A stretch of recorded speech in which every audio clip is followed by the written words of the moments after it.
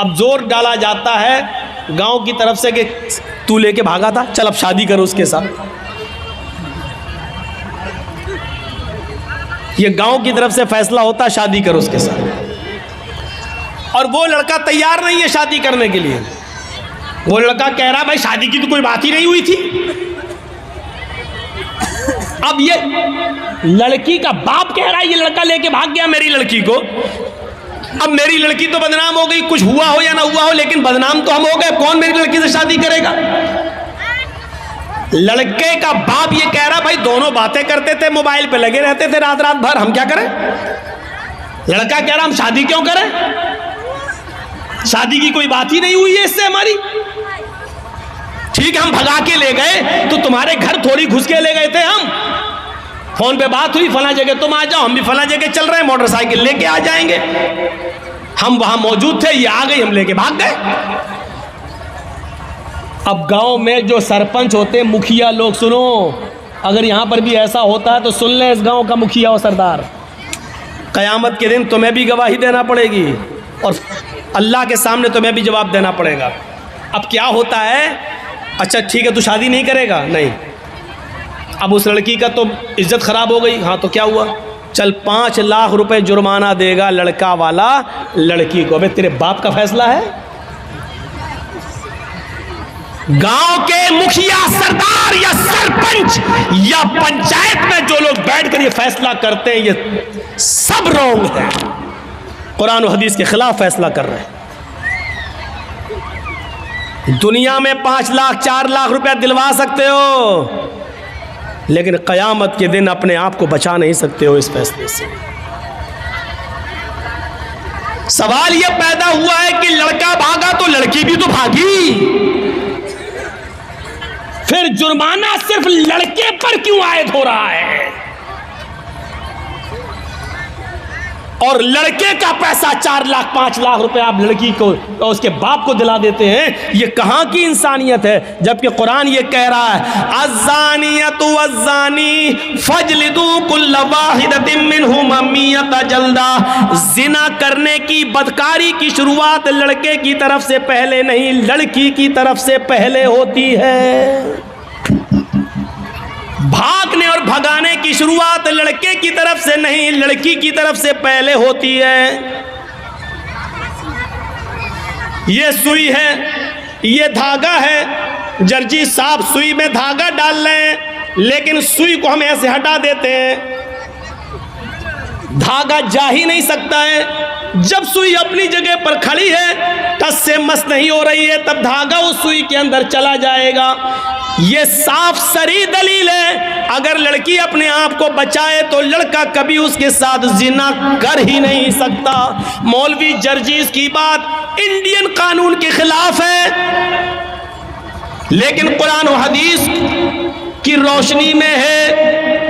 जिना की शुरुआत अगर लड़की भागने के लिए तैयारी ना हो तो लड़का भगा ही नहीं सकता है, लड़की भागती नहीं। सवाल है साहब मेरा लड़का, तुम्हारा लड़का मेरी लड़की भगा के ले गया, तू तो 18 साल तक पालता रहा, फिर तू अपनी अलमारी भी नहीं बचा सका, वो पैसा भी लेके भाग गई और सोना भी लेके चली गई, जेवर भी लेके चली गई। जब तू अपनी लड़की पर इतना कंट्रोल नहीं कर सका तो जुर्माना लड़के वालों पर लगाते हैं, और ये फैसला पंचायत करती है, गांव की सरपंच करता है, मुखिया करता है, सरदार करता है, ये फैसला जो कुरान और हदीस के खिलाफ है।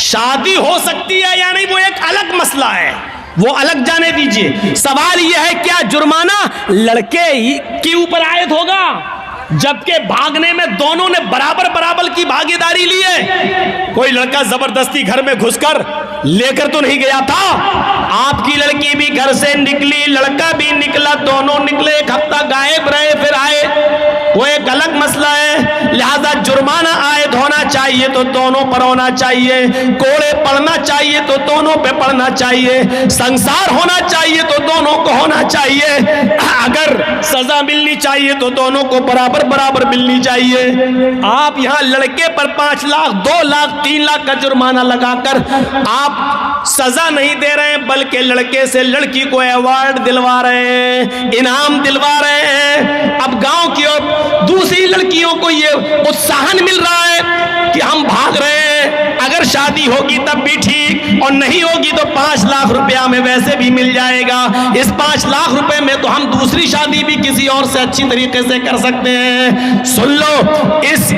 जुर्माने पर जिन लड़कियों के हौसले बढ़ते हैं उनका गुनाह भी इन पंचायतों के सर पर रखा जाएगा।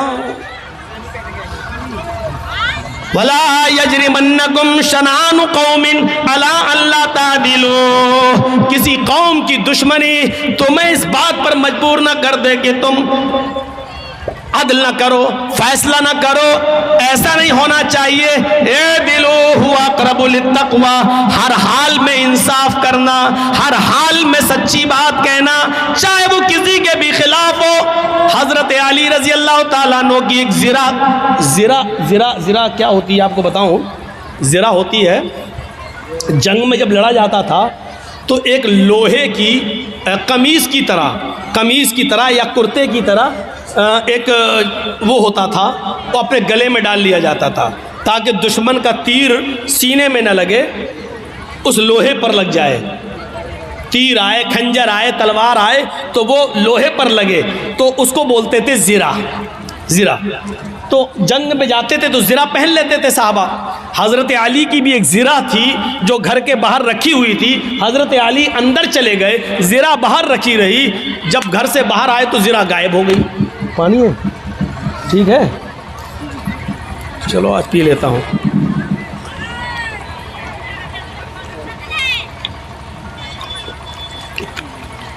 वो ज़िरा गायब हो जाती है।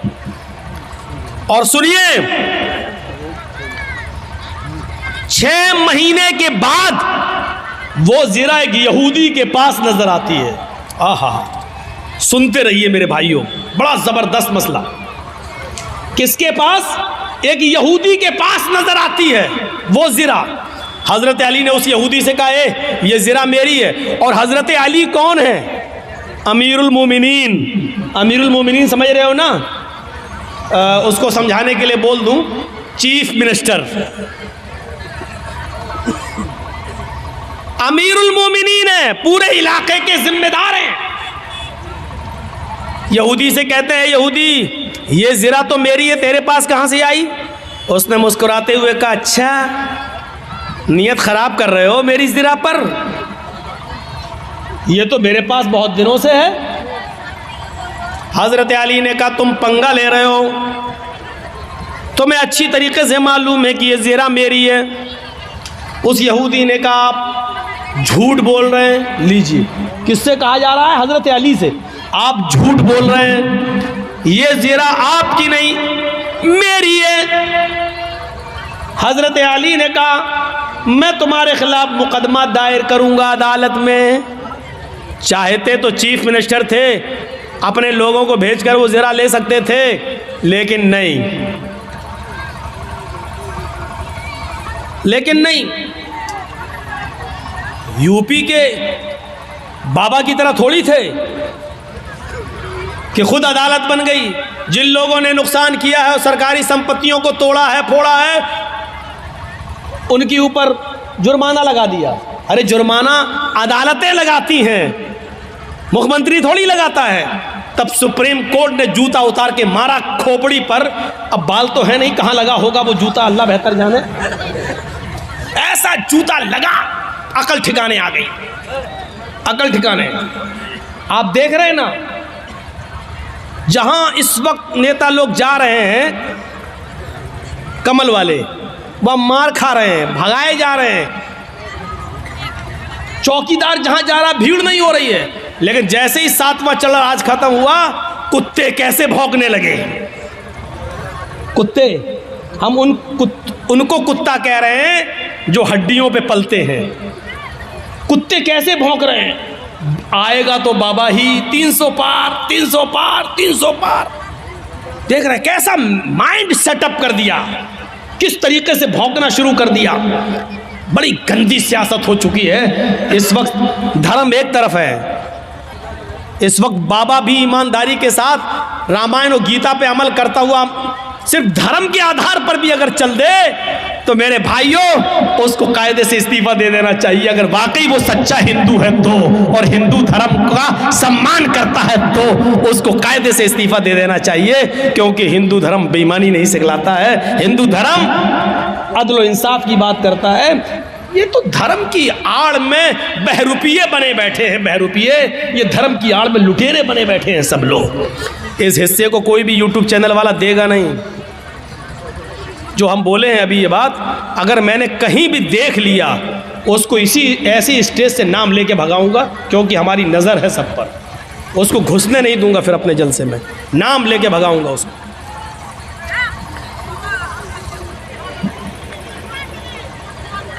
तो मैं अर्ज ये कर रहा था कि हजरत अली ने कहा मैं मुकदमा दायर करूंगा, उस यहूदी ने कहा कर दो मुकदमा, देखते हैं अदालत क्या फैसला करती है। हजरत अली ने मुकदमा दायर कर दिया। कहां? कोर्ट में, अदालत में। और जज कौन है? काजी शुरैह। और ये जज किसने बनाया? हजरत अली ने। जज किसका? अली ने बनाया। लेकिन जज बना जरूर रहे हजरत अली, लेकिन जज ने ये नहीं देखा कि मुझे जज बनाया किसने। जज का मतलब ये होता है कि मुझे अदल और इंसाफ को कायम रखना है।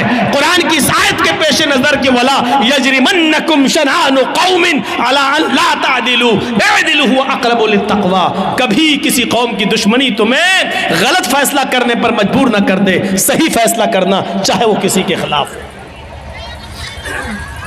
उस यहूदी के पास नोटिस पहुंचा कि तुम्हें भी आना है। हजरत अली और यहूदी दोनों एक ही दिन पहुंचते हैं काजी शुरैह की अदालत में। काजी शुरैह की अदालत में ये ऐसा जज नहीं था जो हमारा चौकीदार बना देता है, इसलिए बाबरी मस्जिद का फैसला उनके पक्ष में चला जाता है, क्योंकि हमने आपका नमक खाया है तो नमक हलाली तो करना ही है।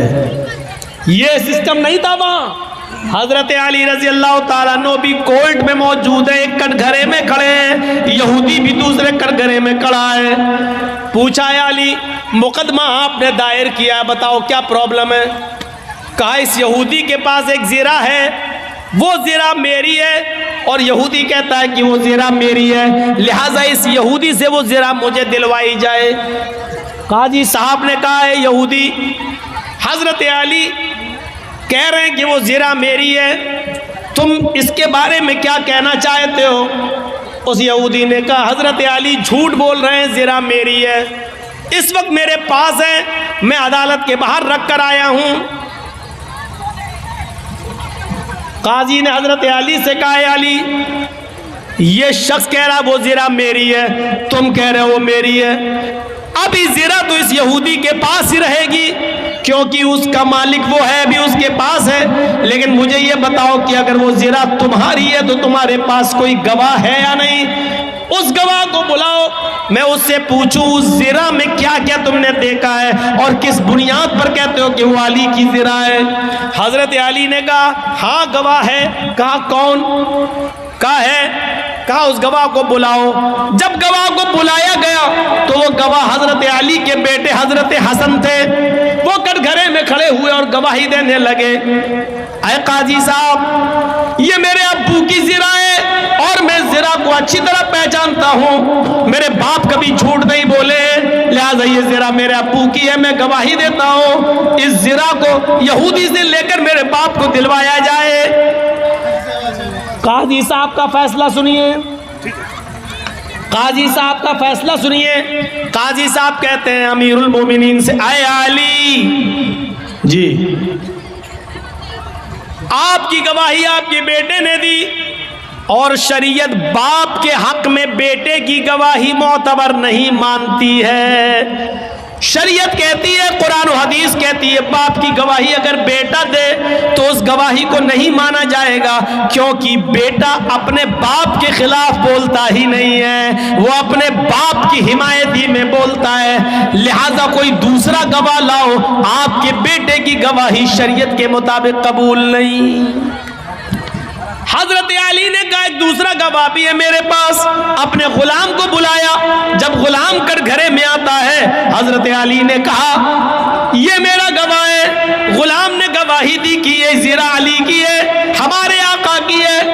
हजरत जज साहब ने पूछा काजी साहब ने कि तुम कौन हो? कहा मैं इनका गुलाम हूं। फरमाया कंबर नाम है मेरा, मैं इनका गुलाम हूं। कहा है अली, शरीयत कहती है मालिक के हक में गुलाम की गवाही भी कबूल नहीं की जाती है, क्योंकि गुलाम अपने आका के खिलाफ, अपने मालिक के खिलाफ बोलता ही नहीं है। उसके ऊपर अपने मालिक का प्रेशर होता है। वो जानता है कि अगर अपने मालिक के फेवर में नहीं बोला तो घर मार खाएंगे, हमें मारा जाएगा, सताया जाएगा। लिहाजा मालिक के हक में गुलाम की गवाही भी कबूल नहीं। ऐ अली, मुअज़्ज़रत के साथ आपकी गुलाम की गवाही भी कबूल नहीं की जाएगी। कोई और गवाह हो तो लाओ। हजरत अली ने कटघरे में खड़े होकर कहा, आए जज साहब, काजी साहब, इन दो गवाहियों के अलावा मेरे पास और कोई गवाही नहीं है। आजकल तो 100-100 रुपए में झूठे गवाह मिल जाते हैं। मेरे पास और कोई गवाही नहीं है। काजी साहब का फैसला होता है, आए यहूदी, हजरत अली ज़िरा को साबित करने में और गवाह पेश करने में नाकाम रहे। वो शरीयत के मुताबिक सच्चा गवाह पेश नहीं कर सके, और जो गवाह पेश किया वो शरीयत के दायरे में आता ही नहीं है। लिहाजा अली नाकाम रहे ज़िरा को अपना साबित करने में। वो ज़िरा के मालिक तुम हो, और अदालत ये फैसला करती है कि वो ज़िरा के हकदार तुम ही रहोगे, वो ज़िरा तुम्हारी रहेगी, उस ज़िरा पर तुम्हारा हक है, तुम जा सकते हो और ज़िरा भी ले जा सकते हो। ये उस जज का फैसला है जो हजरत अली ने बनाया, ये उस काजी का फैसला जिसको हजरत अली ने बनाया। लेकिन कुरान और हदीस के मुताबिक फैसला किया। फैसला में अगरचे ज़िरा में हजरत अली ही की थी, ज़िरा हजरत अली ही की थी, लेकिन गवाह वगैरह न लाने में ऐसा हो जाता है कि फैसला यहूदी के हक में करना पड़ता है। यहूदी उस ज़िरा को उठाता है, कटघरे से बाहर निकलता है, कहता है जज साहब, आपके फैसले को सलाम करता हूं। आपने वही फैसला किया जो कुरान और हदीस में बताया गया, आपने वही फैसला किया जो मोहम्मद रसूलुल्लाह ने बताया, आपने वही फैसला किया। और मैं यही देखना चाहता था कि अमीरुल मोमिनीन अली के होते हुए मुझ पर जबर तो नहीं किया जाता, जुल्म तो नहीं किया जाता। आपकी अदालत ने और अली ने यह साबित कर दिया है कि यहां पर जुल्म और ज्यादती का कोई शायबा भी नहीं पाया जाता है। अब मेरा फैसला सुन लीजिए जज साहब, काजी साहब, हजरत अली सच्चे हैं, ये ज़िरा हजरत अली ही की है, ये दरवाजे के बाहर रखी हुई थी, कोई नहीं था, मैं इसको उठा लाया। 6 महीने तक मैंने इसको छिपाया, और एक दिन जानबूझकर 6 महीने के बाद मैं अली के सामने आ गया ताकि अली मेरी ज़िरा को देख ले, फिर देखे क्या रिएक्शन लेते हैं। फिर सारी प्रतिक्रिया अदालत के मुताबिक चलती है, और हमने देखा इस पूरे मामले में जुल्म और सितम नहीं होता है। लिहाजा ये ज़िरा अली की है, मैं अली को दे रहा हूं। और आज इस बात का इकरार भी करता हूं कि आपने कुरान और हदीस के मुताबिक सच्चा फैसला सुनाया।